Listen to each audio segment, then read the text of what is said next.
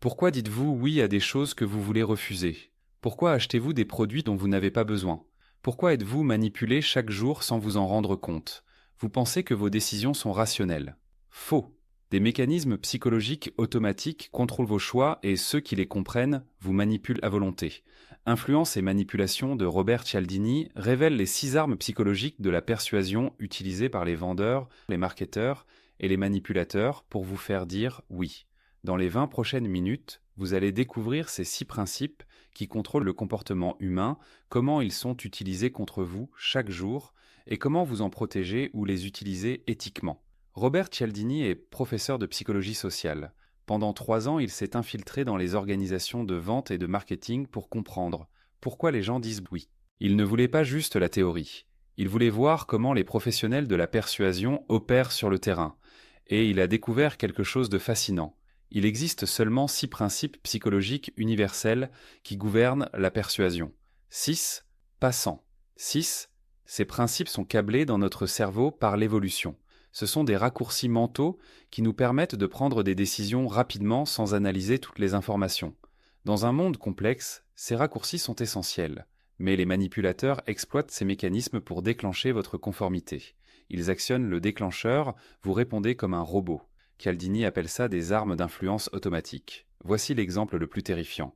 Une expérience a montré que simplement utiliser le mot parce que faisait exploser la conformité, même avec une raison absurde. Puis-je passer devant dans la queue? 60% disent oui. Puis-je passer devant parce que je suis pressé? 94% disent oui. Puis-je passer devant parce que je dois faire des photocopies? 93% disent oui. La troisième raison ne donne aucune information. Mais le mot parce que suffit pour déclencher la conformité automatique. Nous sommes des machines prévisibles. Ceux qui connaissent les boutons peuvent nous contrôler. Découvrons les 6 armes. Le premier et le plus puissant, la réciprocité. Le principe. Si quelqu'un vous donne quelque chose, vous vous sentez obligé de rendre l'appareil. Cette obligation est universelle, ancrée dans toutes les cultures humaines. Recevoir crée une dette psychologique inconfortable que vous voulez éliminer. Cette dette peut même être plus forte que vos sentiments personnels envers la personne. Comment c'est utilisé? Les supermarchés offrent des échantillons gratuits. Vous goûtez le fromage, vous vous sentez mal de partir sans acheter. Vous achetez. Même si vous n'aimiez pas vraiment le fromage. Les restaurants offrent un bonbon à la menthe avec l'addition. Le pourboire augmente de 3%. 2 bonbons, 14% d'augmentation. Pas parce que le service était meilleur, juste à cause de 2 bonbons. Les vendeurs vous donnent des informations gratuites, du temps, de l'attention. Vous vous sentez redevable. Vous achetez pour éliminer la dette. La partie terrifiante, la réciprocité fonctionne même si vous n'avez pas demandé le cadeau, vous n'aimez pas la personne, le cadeau est insignifiant, vous savez que c'est une manipulation, le retour demandé est bien plus grand que le cadeau initial.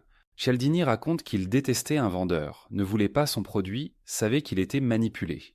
Mais parce que le vendeur lui avait rendu un petit service non sollicité, il s'est quand même senti obligé d'acheter.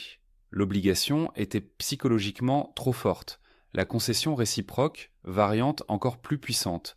On vous demande d'abord quelque chose d'énorme que vous refuserez forcément. Puis on se rabat sur quelque chose de plus petit. Vous dites oui parce que l'autre a fait une concession, vous devez en faire une aussi. Pouvez-vous faire du bénévolat 2 heures par semaine pendant 1 an? Non, impossible. D'accord. Pouvez-vous au moins accompagner des enfants au zoo samedi? Ah oui, ça je peux. Le taux d'acceptation augmente de 500% avec cette technique. Comment vous en protéger? Reconnaissez quand quelqu'un vous donne quelque chose spécifiquement pour déclencher la réciprocité. Si le cadeau est clairement une tactique de vente déguisée, refusez-le mentalement. Dites-vous, c'était une tactique, pas un cadeau. Je ne dois rien. Deuxième principe, engagement et cohérence. Le principe, une fois que vous vous engagez sur quelque chose, vous ressentez une pression énorme pour rester cohérent avec cet engagement, même si les circonstances changent, même si c'était une erreur. Pourquoi? La cohérence est valorisée socialement. L'incohérence est perçue comme de la faiblesse. La technique du pied dans la porte. On vous demande d'abord quelque chose de petit. Vous dites oui. Ensuite, on demande quelque chose de beaucoup plus grand. Vous dites oui aussi par cohérence. Exemple, on demande aux gens de signer une pétition pour la sécurité routière. Facile, presque tout le monde signe. 2 semaines plus tard, on leur demande d'installer un énorme panneau publicitaire laid dans leur jardin avant. Normalement, personne n'accepterait. Mais ceux qui ont signé la pétition, 76% acceptent contre seulement 17% de ceux qui n'avaient pas signé. Pourquoi cette différence massive? Cohérence avec l'engagement initial. Les vendeurs de voitures utilisent ça avec précision. Ils vous font engager sur un prix attractif. Vous dites oui, vous êtes excité, vous imaginez déjà la voiture. Vous en parlez à votre famille. Puis, oups, désolé, erreur de calcul, le prix augmente de 2000 euros. Normalement, vous devriez partir, mais vous avez déjà dit oui mentalement. Vous êtes déjà engagé, alors vous acceptez le nouveau prix. Cialdini révèle que l'engagement devient 10 fois plus puissant s'il est écrit de votre propre main, rendu public. D'autres personnes le savent, perçu comme votre libre choix. C'est pourquoi les sectes demandent d'écrire des témoignages publics. Une fois écrit et partagé, vous êtes psychologiquement piégé par votre propre cohérence. Les prisonniers de guerre en Corée étaient manipulés comme ça. Les Chinois leur demandaient d'écrire de petites déclarations pro-communistes.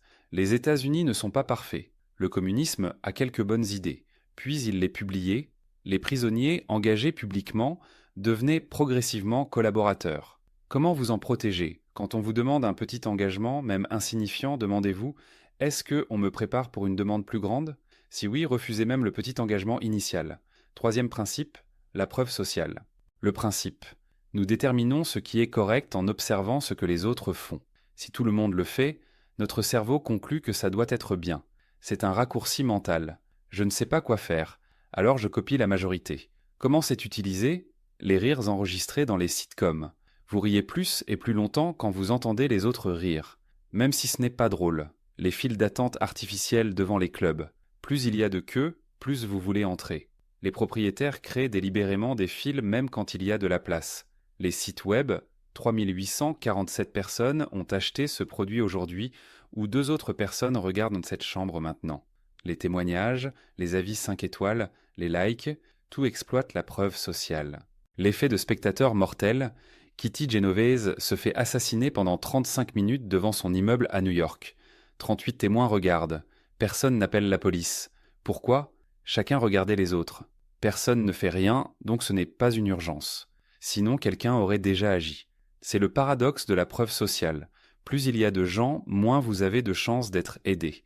Chacun attend que les autres agissent. Si vous avez besoin d'aide dans une foule, ne criez jamais quelqu'un « aidez-moi ». La responsabilité est diffusée, personne n'agit. Pointez une personne spécifique. Vous, en chemise rouge, appelez la police maintenant. Ça casse la diffusion de responsabilité.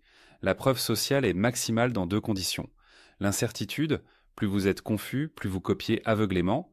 La similarité, plus les autres vous ressemblent, plus vous les imitez. Sophie, 34 ans, mère de 2 enfants, a perdu 15 kilos. Si vous êtes Sophie, 34 ans, mère de 2 enfants, vous êtes vendue. Vous allez acheter ce programme.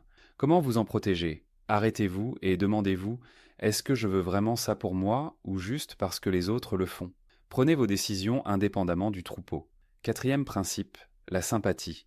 Le principe, nous disons oui aux gens que nous aimons. Simple, évident, mais utilisé avec une précision chirurgicale. Cialdini identifie 5 facteurs qui créent automatiquement la sympathie. Facteur 1, l'attractivité physique. Les belles personnes sont perçues comme plus intelligentes, plus honnêtes, plus compétentes. C'est irrationnel mais câblé dans notre cerveau. Les vendeurs et arnaqueurs sont statistiquement bien au-dessus de la moyenne en attractivité. Pas un hasard. Facteur 2, la similarité. Nous aimons ceux qui nous ressemblent. Même des similarités superficielles fonctionnent. Même prénom, même ville, même équipe. Les vendeurs sont formés à chercher des points communs. Oh, vous aimez la randonnée? Moi aussi, quelle coïncidence. Ce n'est jamais une coïncidence. C'est calculé. Facteur 3, les compliments. Même des compliments évidents et intéressés fonctionnent. Nous aimons les flatteurs même quand nous savons qu'ils nous flattent. Facteur 4, la familiarité. Plus vous voyez quelqu'un, plus vous l'aimez automatiquement. C'est l'effet de simple exposition. C'est pourquoi la publicité répétée fonctionne. Facteur 5, l'association. Nous transférons nos sentiments. Si quelqu'un est associé à quelque chose de positif, nous les aimons. C'est pourquoi les célébrités vendent des produits sans rapport. Les réunions Tupperware, pourquoi ces réunions fonctionnent si bien? Ce n'est pas le produit, c'est la sympathie. Votre ami organise, vous ne voulez pas la décevoir. Vous achetez, la vendeuse est l'amie de votre ami. Vous la sympathisez, vous achetez, tout le monde achète. Preuve sociale, vous achetez. La sympathie transforme vos amitiés en canaux de vente. Comment vous en protéger? Séparez la personne du produit. Demandez-vous, est-ce que j'achèterais ça si je n'aimais pas cette personne? Sinon, ne l'achetez pas. 5e principe, l'autorité. Le principe, nous obéissons à l'autorité. Point. Nous sommes conditionnés depuis l'enfance à obéir aux parents, enseignants, médecins, experts. Cette obéissance est si profonde qu'elle peut nous faire commettre l'horrible. L'expérience de Milgram, l'expérience la plus terrifiante de l'histoire de la psychologie. Des gens ordinaires devaient administrer des chocs électriques à une personne, un acteur, chaque fois qu'elle se trompait. Les chocs montaient jusqu'à 450 volts, clairement marqués mortels. Un scientifique en blouse blanche ordonnait calmement de continuer, même quand la victime hurlait de douleur et suppliait d'arrêter. Résultat absolument terrifiant, 65% sont allés jusqu'au choc maximal mortel. Pourquoi ? Uniquement parce qu'une figure d'autorité en blouse blanche leur disait de continuer. Nous obéissons à l'autorité même quand ça viole nos valeurs morales les plus profondes. Cialdini identifie 3 symboles d'autorité qui déclenchent l'obéissance automatique. Titre, docteur, professeur, expert. Un simple titre augmente la perception d'intelligence et même de taille physique. Les gens perçoivent littéralement les médecins comme plus grands. Vêtements, blouse blanche, uniforme, costume 3 pièces. Les gens obéissent plus à quelqu'un bien habillé. Une expérience a montré que des gens traversaient contre le feu rouge simplement parce qu'un homme en costume le faisait. Accessoires, voitures de luxe, bureaux imposants, diplômes au mur. Les vendeurs manipulent ces symboles. Le conseiller financier en costume dans un beau bureau. Le docteur en blouse recommandant un produit. Souvent des acteurs. Combien de pubs utilisent des acteurs en blouse blanche ? 9 dentistes sur 10 recommandent. Ce ne sont pas de vrais dentistes. Mais le symbole suffit. Comment vous en protéger ? 2 questions critiques. Cette autorité est-elle vraiment experte dans ce domaine précis ? Un médecin qui vend des téléphones n'est pas une autorité en téléphone. Quelle est sa motivation ? Est-elle payée pour recommander ce produit ? 6e et dernier principe, la rareté. Le principe, les opportunités semblent plus précieuses quand elles sont rares ou en voie de disparition. Nous haïssons viscéralement perdre des opportunités. La peur de manquer, FOMO, est l'un des motivateurs humains les plus puissants. Comment c'est utilisé ? Offre limitée, expire dans 24 heures. Il ne reste que 3 articles. Cette promotion expire ce soir à minuit. Place limitée. Les sites de voyage, 2 autres personnes regardent dans cette chambre maintenant. Souvent faux. Mais ça vous fait paniquer et réserver immédiatement. Les ventes flash, le Black Friday, les enchères, tout exploite la rareté. Cialdini explique la réactance psychologique. Quand notre liberté de choisir est menacée, nous voulons encore plus cette liberté. Dites à un enfant qu'il ne peut pas avoir un jouet, il le veut désespérément, même s'il s'en fichait avant. Dites à un adulte qu'un produit ne sera plus disponible, il le veut immédiatement, même s'il n'en avait pas besoin. Expérience des biscuits. Des biscuits identiques dans un pot plein versus un pot presque vide. Les biscuits rares étaient jugés plus délicieux, même biscuits. Juste la perception de rareté changeait le goût perçu. 2 amplificateurs. La rareté est maximale quand la rareté est nouvelle. Nous avions 100 places hier, il n'en reste que 5 aujourd'hui. C'est plus puissant que nous avons toujours eu 5 places. La compétition, 3 autres acheteurs veulent cette maison. La compétition ajoute la preuve sociale à la rareté. Double manipulation simultanée. Les enchères exploitent ça brillamment. Vous ne vouliez pas l'objet. Mais maintenant que vous êtes en compétition et que le temps se termine, vous devez l'avoir. Vous surenchérissez irrationnellement. Comment vous en protéger ? Quand vous sentez l'urgence, je dois acheter maintenant, arrêtez physiquement, respirez. Demandez-vous, est-ce que je voulais ça avant de savoir que c'était rare ? Sinon, vous êtes manipulé. Ne laissez pas la rareté décider. Robert Cialdini nous révèle les 6 armes psychologiques de la persuasion qui contrôlent le comportement humain. Réciprocité, donner d'abord, on se sent obligé de rendre. Engagement et cohérence. Un petit oui mène à un grand oui. Preuve sociale. Si tout le monde le fait, ça doit être bien. Sympathie, nous disons oui à ce qu'on aime. Autorité, nous obéissons au symbole de pouvoir. Rareté, ce qui est rare devient précieux. Ces principes ne sont ni bons ni mauvais, ce sont des outils. Ils peuvent être utilisés éthiquement pour persuader ou pour manipuler et exploiter. La différence, l'intention et l'honnêteté. Utiliser la réciprocité en offrant de la vraie valeur, éthique, utiliser la rareté en mentant, manipulation. Voici 3 actions que vous devez faire cette semaine pour vous protéger. 1. Observez pendant 3 jours toutes les tentatives de persuasion autour de vous. Publicité, vendeurs dans les magasins, email marketing, site web. Identifiez quel principe est utilisé. Réciprocité, preuve sociale, rareté. Une fois que vous les voyez clairement, vous êtes immunisé contre 80% de leur pouvoir. La conscience est votre meilleure défense. 2. Réfléchissez à votre dernier achat important. Analysez-le honnêtement. Quel principe a été utilisé sur vous? Avez-vous été manipulé sans vous en rendre compte? Cette prise de conscience vous protégera la prochaine fois. Apprenez de vos erreurs. 3. Si vous vendez quelque chose, utilisez un des 6 principes éthiquement. Offrez de la valeur d'abord sans rien attendre. Montrez des témoignages authentiques de vraies personnes. Soyez transparent sur vos limites réelles. La persuasion éthique fonctionne mieux à long terme que la manipulation. Influence et manipulation vous donnent le pouvoir.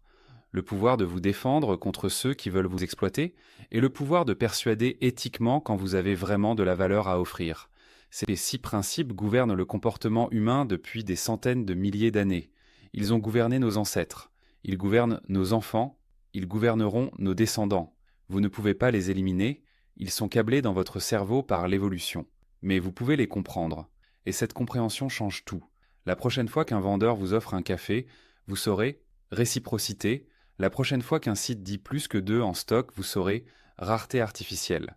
La prochaine fois qu'on vous demande un petit engagement, vous saurez on vous prépare pour un grand engagement. Vous ne serez plus une cible facile. Vous serez un décideur conscient. Si ce résumé vous a ouvert les yeux, abonnez-vous au livre du millionnaire et activez la cloche. Nous révélons les systèmes psychologiques qui gouvernent le comportement humain. Dites-moi en commentaire, quel principe vous a le plus choqué? Avez-vous déjà été manipulé par l'un de ces principes? Merci de votre écoute. Vous connaissez maintenant les 6 armes de l'influence. Utilisez-les avec sagesse. Défendez-vous contre ceux qui les utilisent mal. Le pouvoir est entre vos mains. Rendez-vous très bientôt pour continuer votre éducation sur la psychologie et la persuasion.